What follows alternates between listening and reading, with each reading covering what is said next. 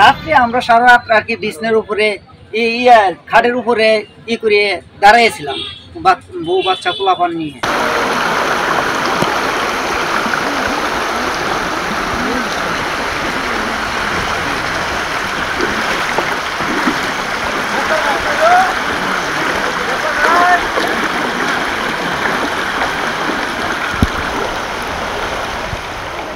আমার বয়সে আমি এখন পর্যন্ত এই পর্যন্ত পানি দেখিনি, আমার জানালা পর্যন্ত পানি ছিল। আর এই শেরপুর লালিতাবাড়ি ঝিনাইগাতি সম্পূর্ণ এলাকায় পানিবন্দি লোক। আমাদের এখানে এখনো কোনো লোক কোনো প্রাণ নিয়ে আসেনি, আমরা অনাহারেই এখন আছি কিছু শুকনা খাবার আর কি আমরা নিয়ে খেয়ে দিয়ে কোনো রকম জীবনটা চালাচ্ছি।